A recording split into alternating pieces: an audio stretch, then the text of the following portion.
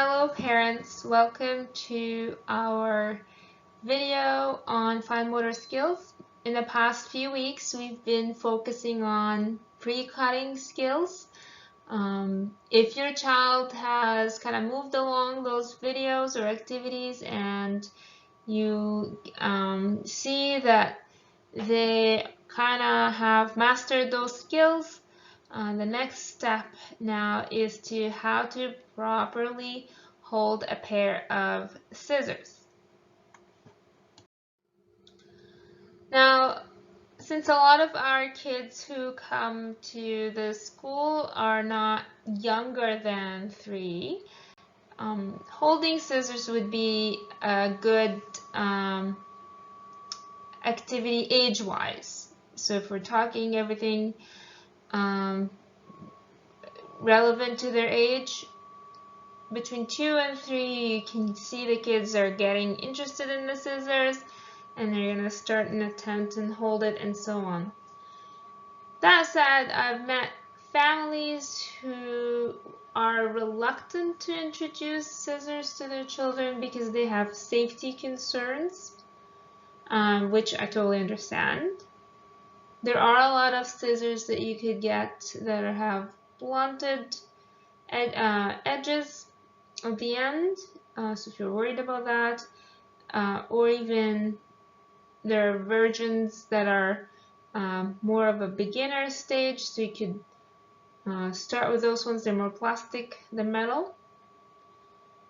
But I put this as 3+ because, as I said, a lot of our kids, like pretty much our kids that we get out of school, are 3+. So it is not a bad idea to, if you haven't, to start introducing scissors at home. But before we kind of talk about scissors and holding scissors, I want to give you a rough outline of what we see when someone is developing according to the milestones. So they're kind of following that sort of pattern of growth that we would see with the majority of the kids. Between 2 and 3 years old, a child will often hold the scissors with 2 hands to open and close. Towards, as they get kind of more familiar and they see you kind of using it, then they will start to figure out that it's one hand. It's a one hand that is responsible for opening and closing. So they will start trying that with the one hand. They may even get to the point where they're starting to snip. So they kind of know the orientation, and now they're starting to use the scissors to snip. They haven't yet come to the point where they're pushing forward in the paper, so they're not making a straight cut yet. They may be able or showing some emerging skills where they're using what we call the helping hand to hold the paper or the material they're cutting. So if your dominant hand holds the scissors, so that's the hand we use to cut, then your helper hand is the non-dominant hand, and it's holding the piece of paper or the material you're cutting. Okay, between 3 and 4, now the child is starting to learn to cut on a straight line with some accuracy. So they're not far off, they're not right on, but you could see kind of them getting more and more skillful at following a straight line. They're starting to also develop their abilities to cut on a curved line and around corners. So it's when they're stop and you have to move the paper so you can shift and cut around the corner. But this one is, compared to the straight line, is not, the accuracy is not there yet. So they might really overestimate the curve, or they cut into the shape that they're trying to do. But they're starting to also realize, oh, my helper hand can do more. It's not just to hold the paper. I can actually move the paper, and when I do, they're starting to realize that cutting becomes easier, which again will reflect in their accuracy of cutting. So between 4 and 5 years old, they can cut pretty accurately along a curved line and around shapes. So when I say shapes, they were talking still simple shapes like a square or a circle, a triangle. They're now really getting skillful with the idea of turning the piece of paper with the helping hand to stay on the lines. And then between 5 and 6, milestones typically will include their ability to progress from cutting out a simple shape to a complex shape. So we talked about the square, circle, and the triangle. Now maybe we're cutting the outline of an actual figure or shape. And then now they're using a mature grasp more consistently. So we're not still at the stage of how to hold the scissors. They've mastered that skill. They're doing that on their own. And then you're getting, you could see how both hands are kind of coordinated in their movements. This cutting is going very smoothly for the child. And you don't have like jagged edges or paper tears because they're pushing the scissors through, which you would see.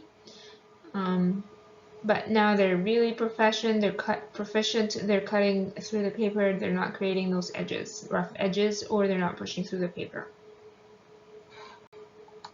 So step number 1 in teaching a child how to properly hold a pair of scissors is the child remembering to have their thumb pointing up. So that's the thumb in the top loop step. Now, you may stop me here and say, okay, why do we have to teach this? Because a lot of our kids need that explicit teaching. So a lot of our personal experience, we may not have needed someone to remind us or tell us or teach us that thumb is pointing up. We kind of absorb that kind of intuitively by copying people and seeing people around us doing it. But for other kids, maybe they haven't yet gotten the idea of copying, or they are having some fine motor challenges.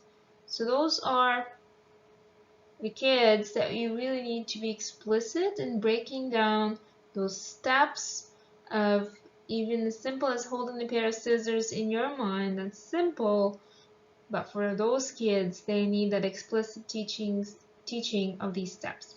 Okay, so I kind of went on a tangent here, but I just thought I'd give you that because sometimes we overlook what a child needs from us, and we put higher expectations on them, and what ends up happening is we get frustrated, they get frustrated, and everyone's frustrated, no one is learning. So that's why I kind of added that tangent there. Okay, back to the steps. So you could verbally remind your child. If you're using verbal reminders, one thing I would suggest is use a consistent verbal cue. Or prompt. So I typically use thumbs up. It's easy, it's not a paragraph, and it kind of, the light bulb goes right away and on right away, and the child flips their hand. Because you typically, when you're having to give that cue, you're typically seeing something like this. Like the child is picking up the scissors, and they're kind of, twisting their hands. So they would be like that, and then they're doing that. So you could use that cue. Now, let's say you're like spending the 5 minutes, and you're like, thumbs up, thumbs up. Every time they let go, thumbs up, thumbs up. And you get that experience or feel that, you know what, I sense the tension here. They're getting that constant feedback, and they may feel less confident now, and they're losing interest because you're having to give that corrective feedback right away and a lot of the time. So there are more subtle ways, less direct, of reminding the child to maintain that thumbs up position, especially if they let go of the scissors and have to pick it up and hold it again. So one way is to add those visual reminders directly on their thumb or thumbnail. So the idea is the child understands that they have to see that whether it's you're putting it on nail polish, the smiley face, which might be a great hit for girls, and then, or you could have a sticker, or you could just draw a smiley face and kind of skip the nail polish step. Again, might be mindful of their child's sensory needs. So some children, if you're putting a sticker on their hand, that's a call for rebellion. So just avoid that. Use something that they can tolerate texture-wise. So if it's just a Sharpie, or not Sharpie, a washable marker, and then you can put that smiley face on their nail, great. Okay. So just serves as that visual reminder. Now you don't have to give them that constant feedback. If you cannot get away of putting anything in your child's thumb to remind them and give them that cue, you can move it to the thumb hole in the scissors. So in this example, they chose to put goggly eyes, which kids can find it fun. But again, you could mark it, put a sticker on it. You be creative with whatever material you have at home. I mean, obviously, if you're able to make it more fun and engaging, great. But as I said, you can go as simple as just using a marker, colored marker that would provide that color contrast, and then they're looking for that mark you put. Finally, you can use visuals. So we're trying to send an OT package home to supplement website activities, but also supplementing some of those visuals, because not all of us have functioning printers. So this would be an example of a visual that you can get online of how to hold a pair of scissors. And what I would do is I would tape that visual on the table, or if you can do it, or if you have a wall and you can do it sort of eye level for the kids, and you can tape it. And then you don't have to give that verbal instruction. I find if you're having to repeat, it's almost like nagging, right? But if you just gently point to the picture, a lot of the kids will self-correct, and it's not as intrusive to them. So you could try that way too, to supplement either alone or to supplement your the other ways we talked about. Now ready for step 2. Step 2 is you as a parent or caregiver are checking the location of the loops when the child has the scissors or the fingers going into the loops. I will elaborate. So the idea is, now these are gigantic loopholes, but the idea is you typically kind of leave them somewhere around those middle joints of your finger. If it is sliding all the way, the movement is much harder. If you go like this, and it's going more around your middle joints, you have a better grip. Okay. So that's what you're checking for. Okay. So let's say you're checking, but you are noticing that they have a problem with that step.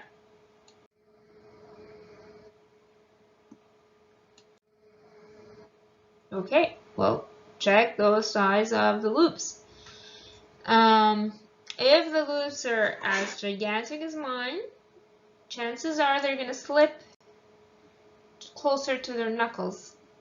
So you don't want to give them scissors that have very big loopholes compared to their hand size. Typically, if you're using kids' scissors, that's not the issue.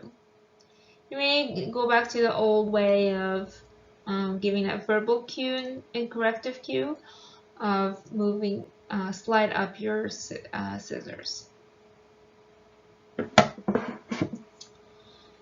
The other way you could do it, let's say you're picking up a pair of scissors and they're children's scissors, but they keep still sliding.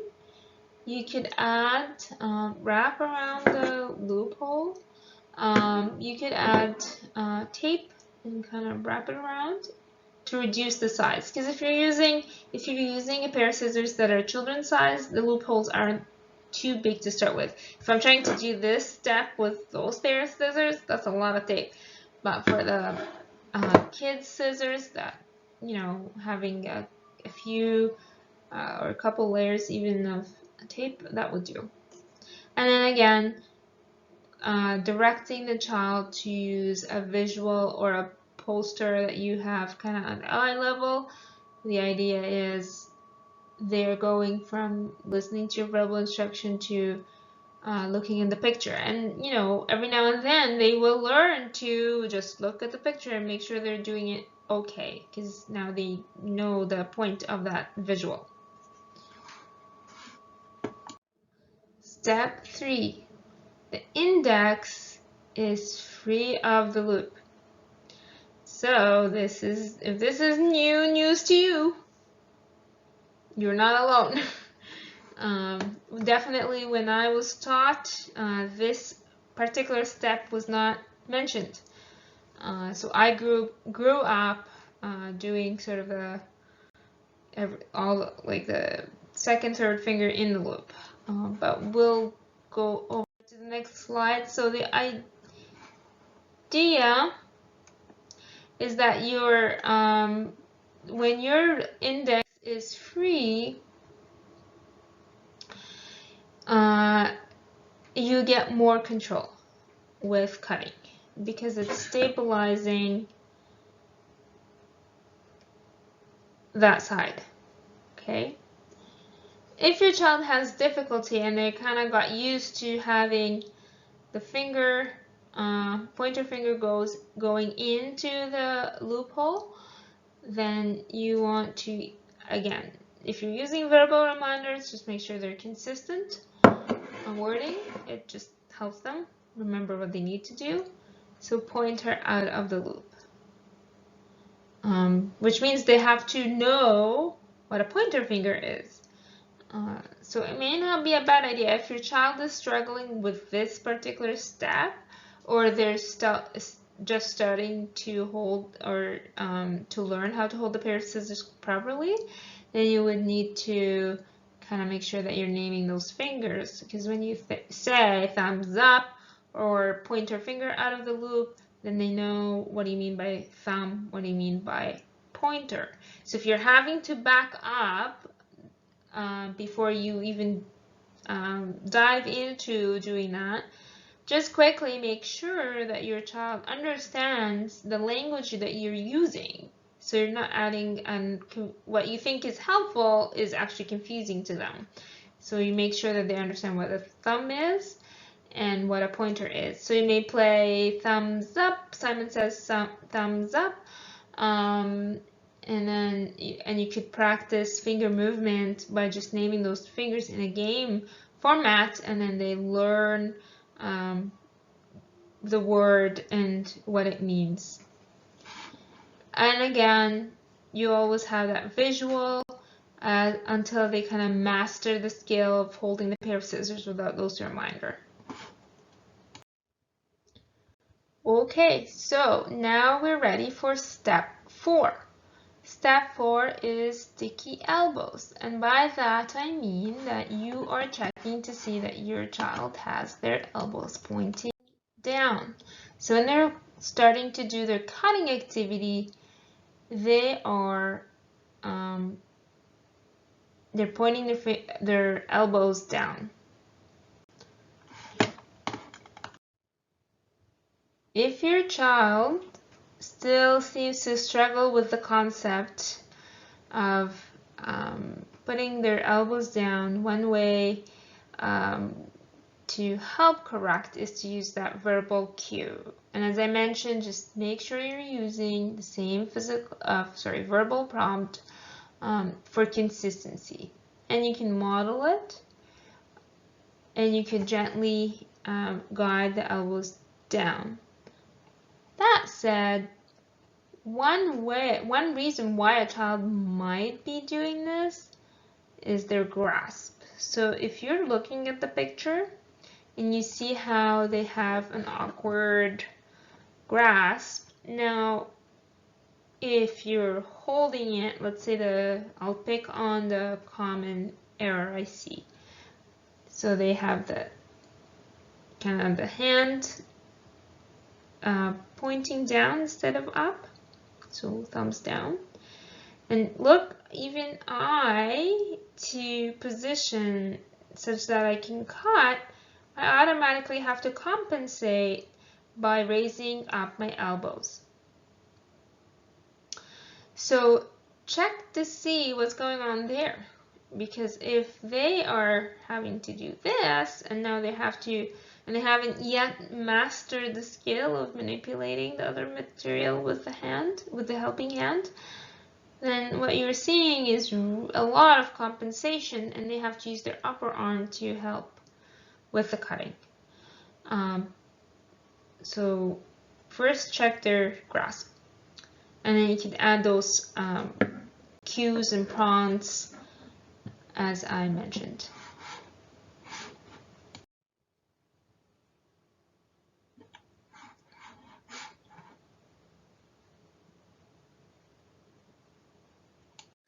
Step 5, 2 hands teamwork. Are you tired? Seems like a lot of steps, but that's just how it is. Like, we have to remember that part about explicitly teaching those simple steps, that we're breaking them down further, because what we thought was intuitive copying of a skill may for other kids be not the case. So they have to be taught explicitly. So back on track. 2 hands teamwork. Now we're getting sort of that cooperation between the 2 hands to do the cutting task, sorry.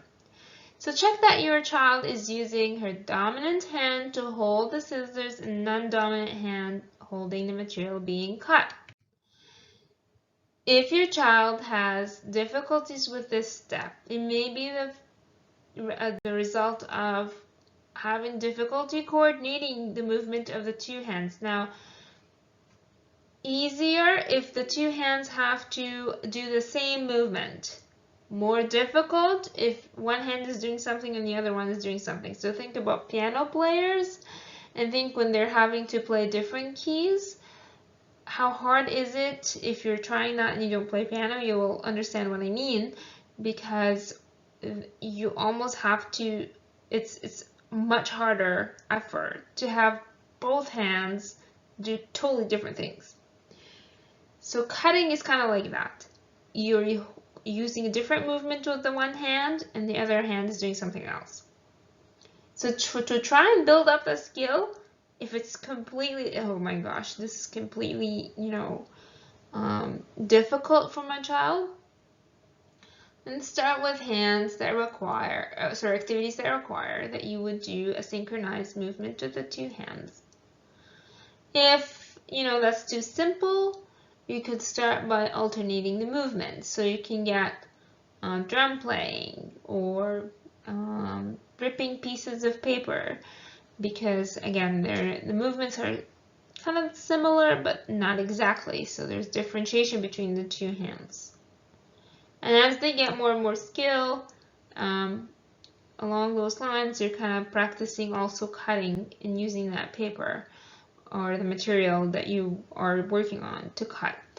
Kind of giving that instruction and cueing and modeling that this hand, the non-dominant hand or the helper hand, which is easier than saying to the child, use your non-dominant hand. You could just say, helper hand holds the paper. And then you could help direct the child, instruct the child, the function of each hand. Step 6.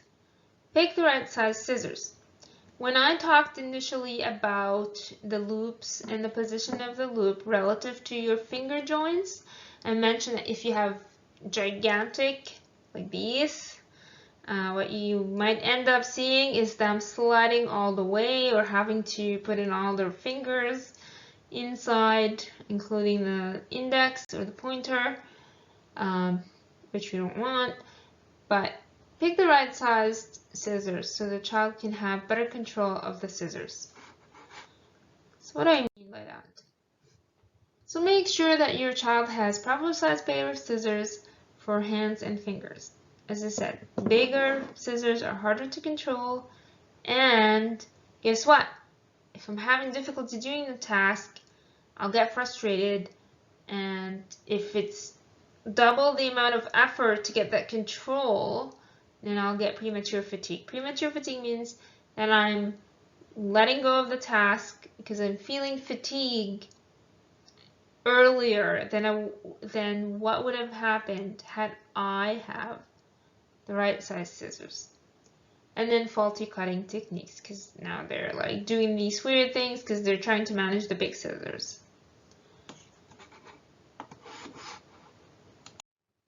Step 7, and I promise this is our last step. Pick the proper scissors for your child-handedness. And even though it sounds intuitive, sometimes the products can label themselves that they do work for both sides of the hands. Is not true, because the blade's orientation doesn't change.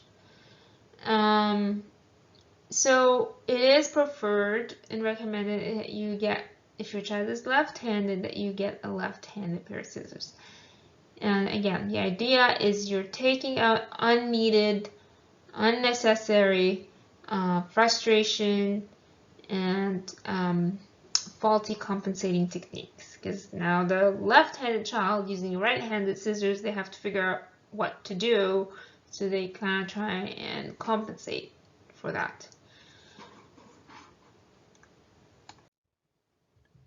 Okay, so we finished all the steps of how to properly hold a pair of scissors. Who had thought that all of these little steps are required to just hold a pair of scissors? It just gives you perspective and appreciation of the amount of learning involved in things that we typically perceive as simple and intuitive. But if you have already checked off all of these 7 steps, yep, my child does not need any help. They know, they pick up the scissors each time, no matter how, if they find it lying like this, it doesn't matter. They showed consistency in holding those scissors properly. And they figured out the role of each of the hands. Then the next step we typically move to is mastering the skill of snipping. So that would be what we'll do, some activities next week for snipping. So this is the end of our presentation for this week's fine motor skill. If you have any questions, start by contacting OT using the email. That's your best bet to reach me. And then if need one-on-one consultation, we can either try and figure out a way to do it in the school or virtually online. I hope you have a good week. Thanks for listening.